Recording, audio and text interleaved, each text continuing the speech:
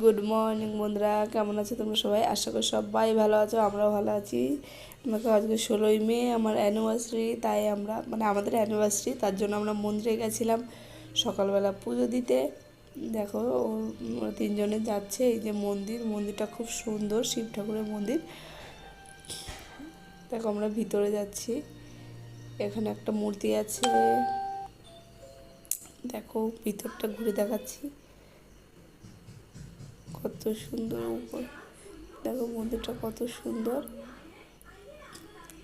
চলো আমি চারিদিকটা একটু ঘুরে, আমার পুজো হয়ে গেছে।